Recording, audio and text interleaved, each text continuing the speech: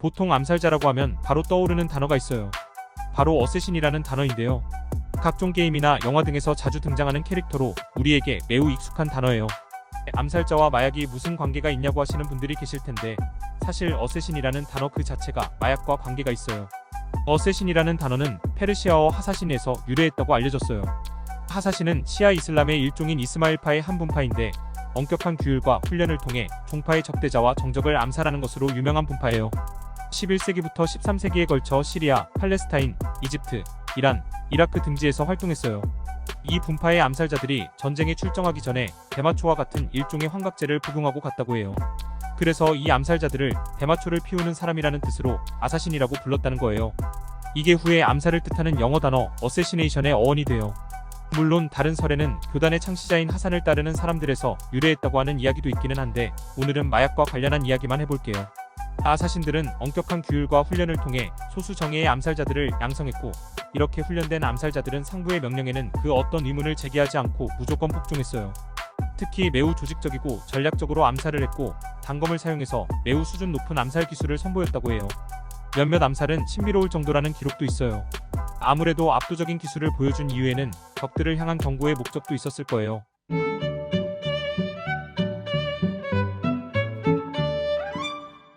그럼 이런 아사신들은 어떻게 키워졌을까요? 마르코 폴로의 기록에 자세한 이야기가 남겨져 있어요. 분파 장로는 마을을 살펴보다가 눈에 띄는 소년이 있으면 몰래 약물을 먹였어요. 소년이 약에 취해 잠들면 분파의 낙원으로 소년을 옮겨놓은 다음에 소년이 비몽사몽인 상태로 눈을 뜨면 절세 미녀들이 술과 풍족한 음식을 마음껏 대접해요. 지상 낙원의 달콤함을 맛보게 한 뒤 다시 약을 먹여 재우죠. 소년이 다시 눈을 떴을 땐 본인의 시궁창 같은 인생으로 돌아와 있는 거예요. 그때 장로가 근엄하게 등장해서 말하는 거죠. 그 낙원으로 돌아가고 싶으냐? 그럼 알라를 위해 목숨을 던져라. 이렇게 젊은 암살자가 탄생하는 거예요. 그런데 이런 생각 해본 적 없어요? 죽어서 천국에 간들 무슨 소용이 있겠어요. 개똥밭에 굴러도 이승이 낫다는 우리 속담도 있잖아요. 그래서 이런 두려움과 잡념을 없애기 위해서 전쟁에 투입되기 전에도 대마를 하게 했다는 이야기가 있어요. 대마의 흥분작용은 전쟁의 두려움을 없애주었고, 대마의 환각작용은 아사신들이 종교적 체험을 할 수 있게 도와줬어요. 신앙이 깊으면 깊을수록 더욱 강한 쾌감을 느끼게 해줘서 죽음 앞에서도 태연하게 죽음을 맞이할 수 있었죠.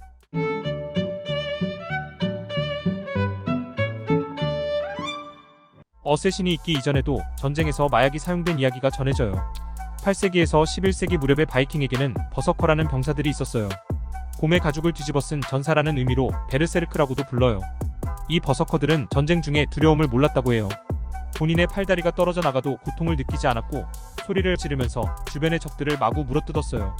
너무나 흥분하면 갑옷과 투구도 집어던진 채 적과 아군을 구분하지 않고 물어뜯었기 때문에 버서커들은 아군들과 최대한 멀리 배치됐어요.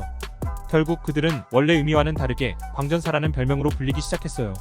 광전사들은 전투를 나가기 전과 후에 광대버섯을 섭취했다고 해요. 광대버섯은 각성제인 암페타민이 포함되어 있는데, 집중력과 공격성이 올라가며 잠을 자지 않아도 버틸 수 있게 해줘요. 고통에도 둔감해지고요.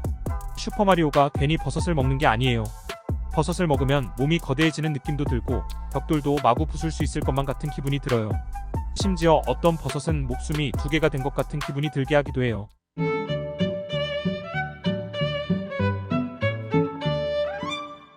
이러한 이야기가 과거에만 있었던 건 아니에요. 근대 전쟁에서도 자국의 병사들에게 마약을 투여했어요. 한국인들에게 가장 유명한 마약이 있죠. 네, 바로 히로뽕이에요.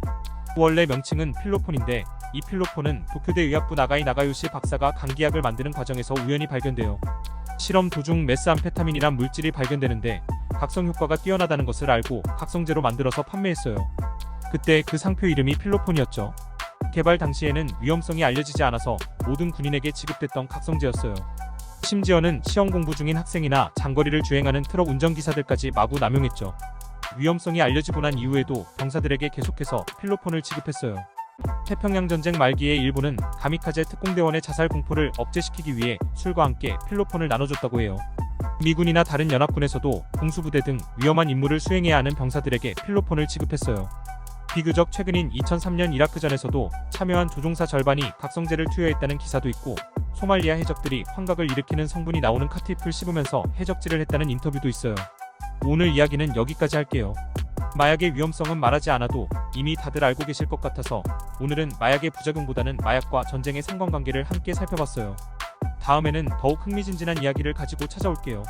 오늘 이야기가 재미있으셨다면 구독과 좋아요, 알림 설정까지 부탁드려요.